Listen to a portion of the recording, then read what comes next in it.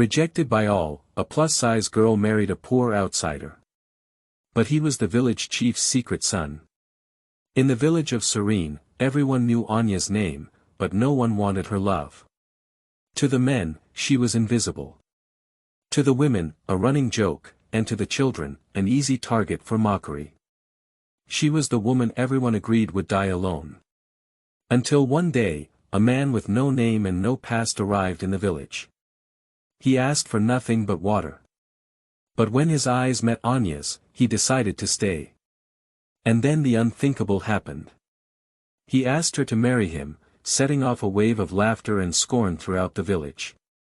What no one imagined was that this poor outsider held a secret powerful enough to shake the foundations of leadership, and that Anya, the woman everyone despised, would be the only key to revealing the truth the village chief had tried to erase forever. But before we uncover the secret he carried, we need to dive into the pain she lived with every single day. Routine rejection. This is the story of rejection that became routine. Anya woke before the sun.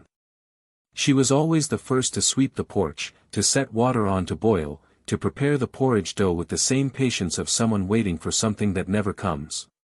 Her routine was silent, almost sacred. But behind all that care was a weariness that didn't come from the body, it came from the soul. Because in Serene, to be a woman and be big in body, in laughter, in hope was an unforgivable sin. At the well, no one wanted to share the shade with her. The other women moved away as if Anya carried something contagious. Even when the sun burned and the bucket felt twice as heavy, she'd rather wait longer standing than hear another joke about how even her shadow needed extra space. The mockery didn't come only from the adults. The children had already learned the path of cruelty. They would run past her, shouting, "Whoever marries Anya turns into a pumpkin." Then they'd laugh, pointing as if they'd just made the joke of the century.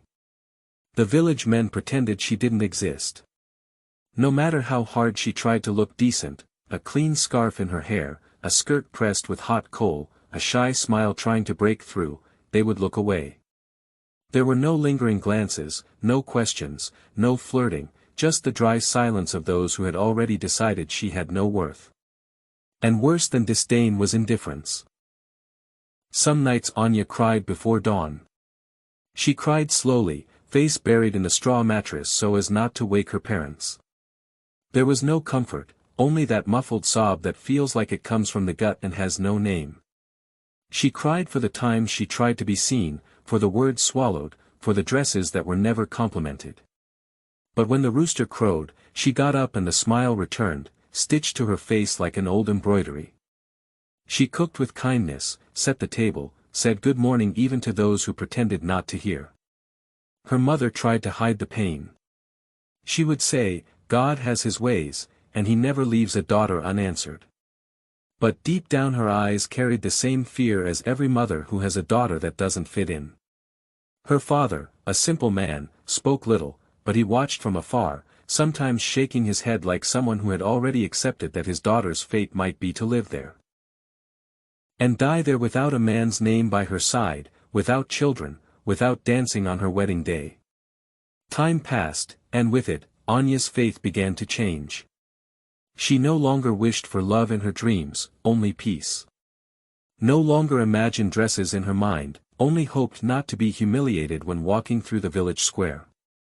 She no longer dreamed of a ring. She dreamed of a space of her own where no one would tell her to hide because she was ruining the view.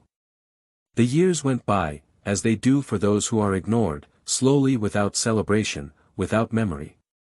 And still, Anya remained. She was still the one who brought medicine to the sick neighbor.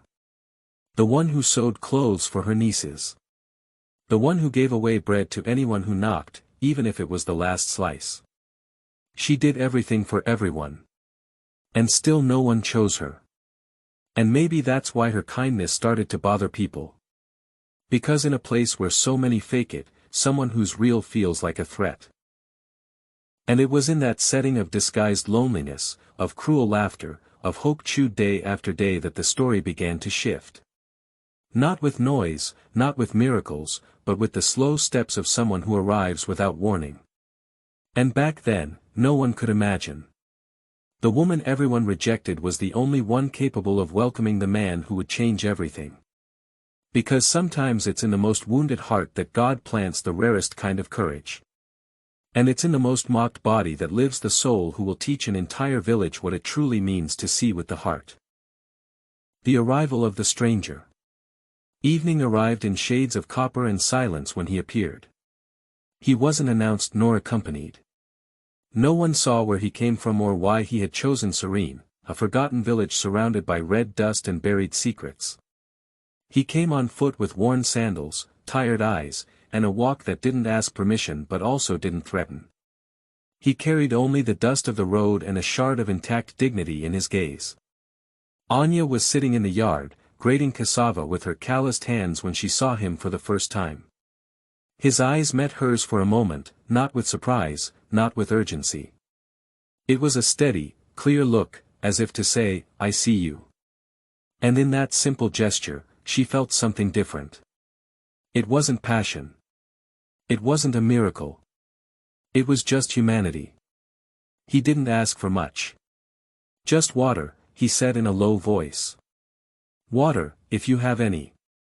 And Anya stood up without asking who he was, where he came from, or what he wanted. She grabbed the gourd, filled it from the clay pot, and handed it to him with both hands, as if offering more than just a drink. He drank slowly like someone who respects a gift. Then, looking at the darkening sky, he said, "Thank you," and went quiet again. No one else cared to know him. The men said he looked like a thief, a fugitive, or a drifter. The women whispered that anyone who walks alone with no name must be full of sin or trouble. But Anya saw something else. And when she realized he was still there standing with no direction, she pointed to the bench under the mango tree and said, "You can sit. The sky is beautiful for those who know how to wait." That night, without fuss, she invited him to eat. Boiled corn, plain beans, but cooked with the flavor of someone who serves those who deserve. He accepted with a nod. He ate in silence but with reverence. He didn't ask for more. Didn't share his story. Didn't ask about hers. But there was a peace in his presence. A rare kind of stillness that doesn't wait, it welcomes. Anya's father didn't oppose it but watched from the corner of his eye. Her mother, uneasy, murmured prayers under her breath. Afraid that man might be hiding some tragedy. But Anya wasn't afraid. For the first time she felt something she couldn't name, presence. It wasn't love. It wasn't affection. It was as if she, so often overlooked, was now in front of someone who truly saw her. In the days that followed, he stayed, slept on the porch, helped however he could, brought firewood, swept the yard, fixed the fence with his rough hands, always in silence, always observant. And everyone wondered why he didn't leave, but no one dared to ask. The children tried to mock him like they did with Anya. They threw stones, called him the ugly girl's thief, laughed behind his back, but he didn't react. He simply looked, and in his gaze, there was a kind of firmness that silenced cruelty. Anya, watching from afar, felt for the first time what it was like not to be alone. One afternoon, while she was washing clothes at the river, he approached with a fish in his hands. He simply said, "Caught it for dinner." She thanked him. He walked away, but in that dry gesture lived a kind of care she had never known. No one had ever brought her anything. No one had ever thought of her in silence. And so quietly he stayed like someone who doesn't need to ask for permission because they've already found the right place. And Anya, used to shrinking herself, began to walk with her shoulders a little less hunched. The village didn't understand, didn't even try. They preferred to invent stories. They said he was bewitched, cursed, or running from some crime. But Anya didn't ask, didn't demand. She simply offered a plate, a clean cloth, a small smile, and he, with his silences, returned everything with gestures. Sometimes the two of them sat under the mango tree, watching the sunset in silence. They said nothing, but there was more truth in that silence than in all the words Anya had heard in years. Because deep down she knew those who have carried the weight of rejection can recognize another who carries it too. And in that quiet exchange there was an old pact of healing, of refuge, of destiny. The stranger had no known name, no told story. But little by little he began to stitch something the villagers didn't notice. A new way of looking at Anya, and she, without understanding how, began to breathe differently. It wasn't love yet. It was something rarer. Respect. And for someone who had always been the butt of every joke that was worth more than any pretty word. A quiet proposal. On the morning of the third day, while dew still dripped from the broad leaves and the breeze carried the sweet scent of freshly lit firewood, he approached Anya's father. He came without hesitation, like someone holding a certainty that needed no explanation. Old Kosi, seated in the shade of the porch, barely had time to lift his eyes. The stranger with a firm and quiet voice simply said, "I want Anya as my wife." The silence that followed wasn't one of surprise, it was a stunned stillness, as if the words had come from a world where such a thing wasn't possible. Anya's father gripped his pipe tighter, as if needing something to hold on to. Her mother, listening from the kitchen, dropped her wooden spoon on the floor. Neither of them answered right away, because until that moment, no one had ever asked for Anya. She was the good daughter, the helper, the one who cared for her siblings, who sewed in silence, but never ever the daughter someone would choose. The news spread quickly. Within hours, the whole village was talking, more laughing than shocked. Marry Anya? He must be under a spell. Is he out of his mind? Is it a curse from the gods or some herb magic? The jokes multiplied like ants on honey. And strangely, this time they didn't even hide them. They said it out loud right in front of her, laughing, pointing as if the absurdity of the union gave them permission to stop pretending to be decent. Anya didn't cry, nor did she smile. She just stayed silent. A heavy silence, but not an empty one. It was as if a door had opened inside her, not to joy, but to fear. Because when you've spent a lifetime being rejected, even love can be frightening. And more than that, she knew nothing from that moment forward would be normal. The village wouldn't allow her to live in peace.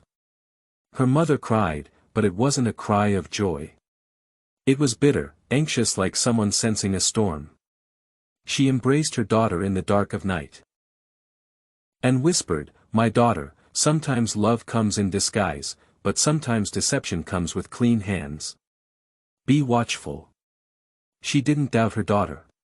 She doubted the world. Kosi, the father, stared at the ground for a long time before responding to the request. When he finally spoke, his voice was low, tired. "If that's what you want, she's yours." There was no blessing, no prayer, just a knot caught in everyone's throat. The wedding took place in their own yard. No party, no music, no guests, just the three of them, him, her, and the father as witness. Anya wore the same cotton dress she had worn the previous Sunday. The stranger wore a simple tunic, clean but plain. There were no flowers, no veil, only the wind rustling the thatched roof and the curious eyes of neighbors peeking through cracked windows. After that day, the mockery took on a new tone. It wasn't just laughter anymore. It became scorn. Some women spat on the ground as Anya walked by. Others called her fat witch behind her back. The children laughed and pointed as if now they had doubled the reason to tease. And the men who once ignored her now looked at her with restrained anger as if she had dared to steal something that didn't belong to her. But Anya didn't flinch. She didn't explain. She didn't ask for understanding. She simply carried on, holding hands with the man everyone called mad, lost, deceived. And maybe he was. But he looked at her with that strange calm, that quiet strength no one else had ever shown her, as if the whole world was speaking. But he only listened to her heart. And with that gaze he led her into a new life far from the eyes that judged, not to a palace or a neat little house, but to an old shack hidden among trees, where the floor was packed dirt and the roof wept on rainy nights. Even so, for Anya it was the first home she entered as someone chosen, not a guest. As a wife, not a maid. And amid the public humiliation, the collective ridicule, there was something no one saw. A seed being planted, a seed of mutual respect, of silent courage, of a love that begins without an audience. Because in that moment, Anya still didn't know. But the man she welcomed, and who now took her as his wife, carried with him an old secret, buried deep beneath the very roots of the village. And that simple wedding, without music or praise, would be the spark that would send the truth racing through the corridors of power, the same truth that for so long had been smothered by shame, fear, and lies. But for now all she had was the firm grip of his hand, and that in that instant was more than she had ever imagined having. A quiet life. The road to the cabin was made of red dirt, worn down by time and absence. Only those who had lost everything ever found that place, surrounded by sparse brush, smelling of old wood, and holding the kind of silence that keeps secrets. The hut where Anya came to live with the stranger wasn't big nor beautiful. It was a shelter, and for someone who had spent a lifetime being pushed out of people's sight and hearts. Having a place where no one pointed fingers was a kind of miracle. At the entrance, the roof sagged like it was tired of holding up the sky. The packed dirt floor creaked underfoot. The windows barely closed, and the wind blew through the cracks freely, whistling like it, too, lived there. But in that simplicity, Anya saw room to plant hope. She cleaned every corner as if she was sweeping away the sorrow the world had handed her. She washed the cloths, scrubbed the walls, lit the fire with steady hands.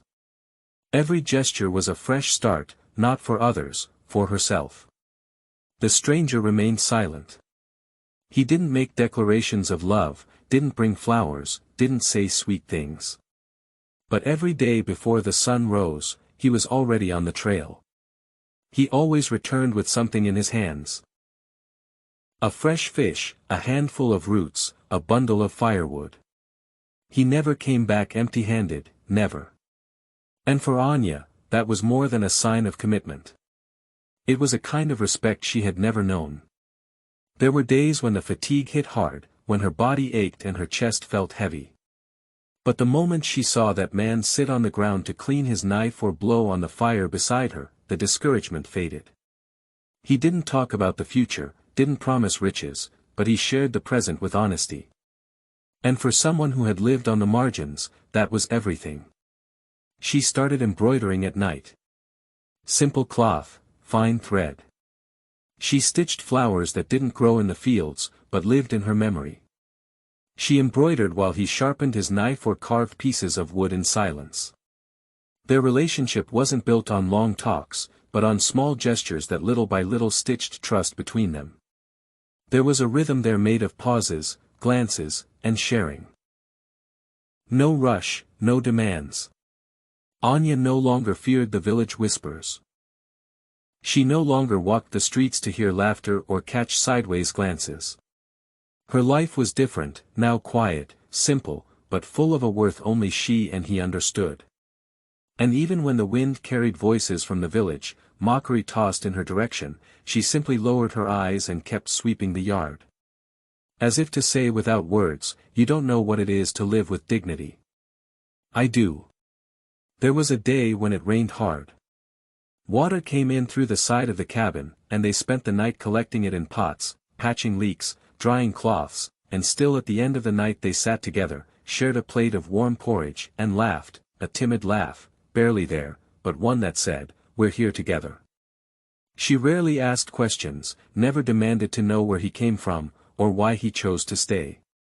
But sometimes on quieter nights, she would rest her embroidery on her lap and murmur, "Why did you choose me?" And he, with the same calm tone, always answered with the same words, "Because you looked at me like I was a person, and that was enough." Because no one had ever said that to her. No one. Anya learned to cook the fish the way he liked, and he started placing dried flowers beside her pillow. Small things. But for someone who had never received anything, small gestures become entire worlds. It wasn't a fairy tale. It was real life. Day by day, built with patience. There were no promises, only presence. And even without an "I love you," there was tenderness in every shared silence. Little by little, the shack began to feel like a home. The dust settled more gently. The brush around it was cleared, and the smell of beans on the stove announced that life lived there, the kind that endures. And it was this quiet resilience, this unspoken peace that began to bother those watching from afar. Because deep down, everyone expected Anya's marriage to fail, for the stranger to leave her, for her to return humiliated. But she didn't return. And he didn't leave. And it was in that hideaway of clay and dignity that something began to take root. Not an instant miracle, but a subtle strength built on respect, surrender, and routine. And no one knew yet, not even Anya, that it was precisely there in the place everyone looked down on that the greatest turning point would be born, because truth when it wants to come out doesn't choose a palace, it chooses a heart, and hers for the first time was ready. The secret revealed. The nights in Serene were long, especially deep in the forest. The sound of crickets, the croaking of frogs. The wind whistling through the cracks in the cabin. All of it seemed more intense. At first, Anya had trouble sleeping. Her body would settle on the mat, but her mind wandered far. It wandered the corridors of doubt, bumping into questions she didn't dare ask out loud. Who was this man? Why had he chosen to live there by her side without demanding, without fleeing? Was it love, gratitude, pity? Or was there something she still didn't know? He, as always, said little, worked all day with quiet dedication, helped in the garden, fished, fixed parts of the house with patience. He wasn't one for hugs or sweet words, but he'd place her food when she got distracted, and he'd take the laundry down if it rained suddenly. Small actions that, in Anya's world, meant more than poetry. One night, the weather turned. Lightning tore across the sky and the rain came down in fury. Anya woke with a fever. Her body burned. Her forehead dripped sweat. Her lips were dry. She tried to stand but fell back onto the straw mattress. The world spun. And then, like in a dream, she saw him approach. He said nothing, just knelt beside her, soaked a cloth, and placed it on her forehead. He stayed there all night, sitting on the floor, swatting mosquitoes, changing the water basin, watching her breathe like someone guarding a treasure. When morning came, Anya opened her eyes and saw him still there, tired, dark circles under his eyes, but present. And in that instant, she knew he didn't need to say he loved her, because only someone who loves stays through another's weakness with such care. A few days later, they sat together on the porch. The sky was overcast. The wind rustled dry leaves. And as if time had saved that moment, Anya asked in a soft voice, "Why did you choose me?" He stayed silent for several long seconds. Then answered with his usual simplicity, "Because you looked at me like I was a person," and she felt her eyes fill. Because for the first time, someone was telling her she had worth not for being pretty or useful or obedient, but for being human. Over time, the two began to share more than chores. They shared memories. She spoke of school days when she was always the last to be chosen for anything. She told him about the pain of seeing other girls get married, get compliments, get invited to parties while she stayed behind with the pots and leftovers. He listened in silence, eyes fixed on her as if storing every word. And when she stopped, he would say, "That doesn't define you." He began carving small wooden figures, animals, trees, faces. One day he handed her a sculpture of a woman sitting with a calm face and a bent body like someone carrying the world. "It's you," he said, and she held it like holding her own heart. No one had ever turned her into art before. Anya, who had never seen herself as beautiful, began to see herself differently in the reflection of a water basin, not because her body had changed, but because his gaze made everything around her change, and that unsettled those nearby. Some of the women who used to mock her now spoke in warning tones, "Careful, Anya. A man who talks little lies a lot." Others said he was using her, that he must be hiding something, that there was no way a man like him could love a woman like her. But Anya no longer listened with the same ears. She listened with her heart, and in her heart there was peace. Of course, the doubts didn't vanish overnight.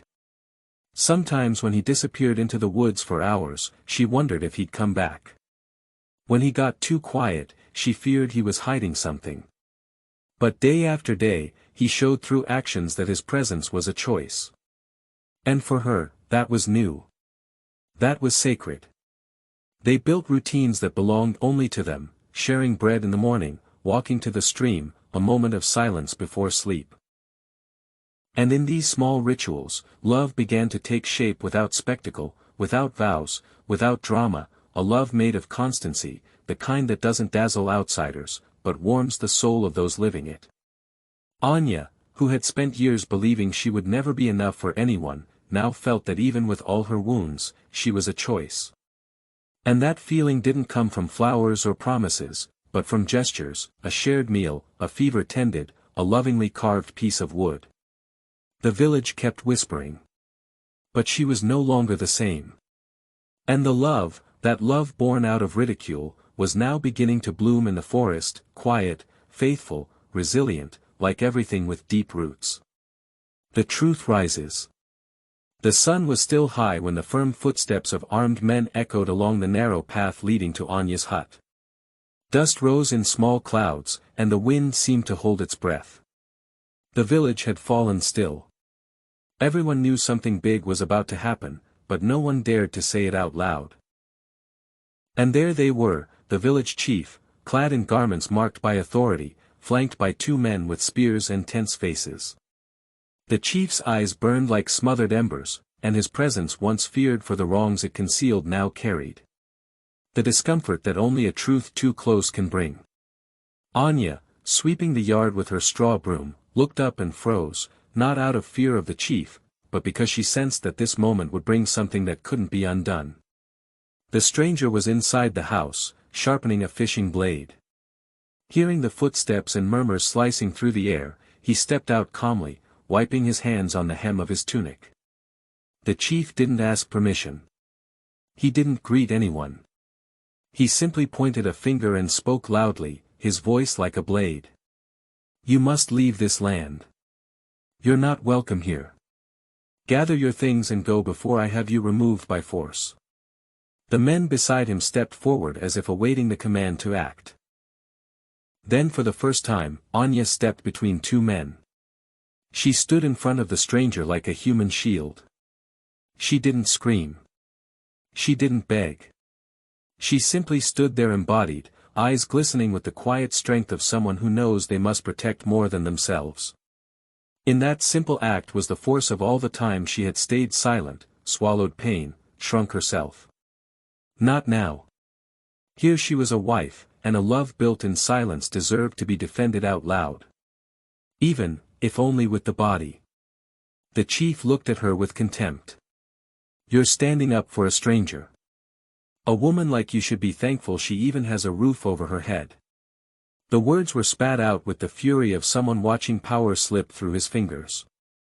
But before Anya could answer, the stranger stepped forward. He looked the chief in the eye, not with hatred, but with the calm of someone who has waited years, and said, "You don't command me like you did my mother." The silence that followed was heavier than any scream. The men beside the chief exchanged uncertain glances. The chief himself took a step back as if he had been struck in the chest, and the stranger went on, "I know who you are, and I know what you did. I was raised far from here, but not far enough to forget the shame you left on us. My mother was expelled from this land because she got pregnant with your child. She was humiliated, silenced, discarded like trash. And you, chief, pretended you never knew her. Pretended I never existed.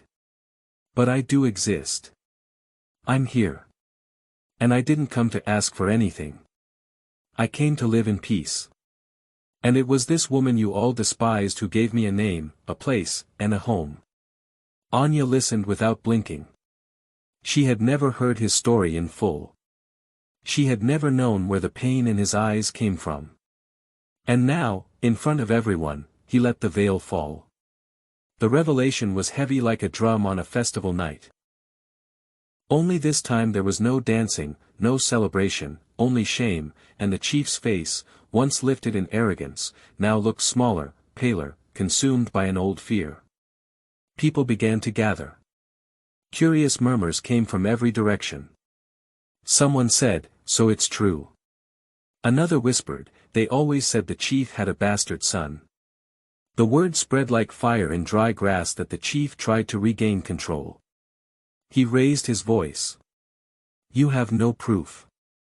This is a lie from an ungrateful man," but no one listened to him with the same respect. Because what they heard now wasn't just an accusation. It was a living story. It was pain mixed with dignity. It was a woman nobody wanted standing up for a man everyone feared down together. They revealed the rot buried beneath authority. The chief left without an answer, turned his back. He gave no order to attack, no punishment. He simply left, followed by his men in silence. And in that silence, truth began to fill the spaces once held by fear. Anya and the stranger remained standing. They didn't embrace. They didn't celebrate. They simply looked at each other. And in that look, there was everything. His stolen childhood, her years of humiliation, their mutual choice, the love that endured, and now the truth. That day the humble cabin became the center of a moral upheaval, and Serene would never be the same. Because when truth rises, no title, no office, no mocking laugh can return to its former place. And there, amid the dust that had yet to settle, began the most powerful silence a village can hear, the silence of justice arriving, even if late. Even if with slow steps. The new dawn. The drums of the village had always spoken louder than mouths. When there was an announcement, when the chief spoke, when someone important was born, the drums would speak before the words ever came. But that morning, they were silent. And the silence said more. Because for the first time in many years, truth wasn't coming from the chief or the elders or those who had always held a voice. It came from a man from elsewhere with a buried past and a woman the whole world had been taught to despise. The news spread like fire. There wasn't a corner, market, or riverside where people weren't whispering the truth they all feared was real. He's the chief's son. His mother was banished. Anya welcomed what the village tried to bury. Each phrase came weighted with memories, with shame, with a collective guilt. The older women said they remembered the maid, a quiet young woman with long braids who one day appeared with a growing belly and then disappeared. The chief had claimed she was sent away for stealing, but now they knew it wasn't theft. It was pregnancy. His. Anya rose early as always, but now when she stepped out with her water bucket, she could feel the eyes on her head changed. They were no longer mocking or filled with muffled laughter. Now people avoided her gaze, as if suddenly the shame belonged not to her, but to those who had scorned her for so long. The woman who had once been a joke was now a living witness to her past that could no longer be hidden. The stranger who now had a name was called Lemba. His mother's name, a name once denied, a name never spoken aloud. And it was that name he now spoke with conviction. When he passed through the square, he no longer lowered his eyes. When he spoke to someone, he didn't ask permission because now everyone knew he was the chief's blood, a denied son, a silenced heir. But above all, a man made whole by his own dignity. The village grew restless. The chief locked himself away for days. No one saw him in the square or at meetings. His advisors said he was sick. Others said he was confused. But the truth was simpler. Power once unmasked also falls ill. The women who once mocked Anya now brought her sweets, fabrics, and forced smiles. But she, with the calm only pain can teach, simply thanked them and moved on. There was no revenge in her eyes. There was a rare kind of justice, the kind that doesn't need to shout to be heard. And then the children, so quick to imitate the adults, began to come near. They approached slowly, curious-eyed, asking for stories, commenting on the embroidery patterns she stitched, offering tiny wild flowers, and Anya, with the wisdom of someone who has been hurt too much to ever hurt back, welcomed them. One afternoon at the village market, Lemba stepped onto a bench and spoke. He didn't shout, he spoke. He told his mother's story, said her name, told how she was thrown out, pregnant, kicked, and threatened with death if she ever returned. He told how he grew up hearing his father's name but never knowing his face. Told how he swore never to step foot in Serene until he met Anya. She gave me what no one else ever did, he said. A place when everyone looked at me with suspicion. She saw me when no one offered me water. She gave me food in silence. And in that silence I found peace. I didn't come here to inherit anything. I came to live. And anyone who wants to expel me will have to face the truth. The square fell silent. The villagers' eyes were wet because deep down they knew. They had always known. But they pretended not to. Pretended out of convenience. Pretended out of fear. Pretended because it was easier. In the end, it was not the chief's power that brought peace to Serene. It was the love of a rejected woman and a man who was once a stranger that healed a village's old wound.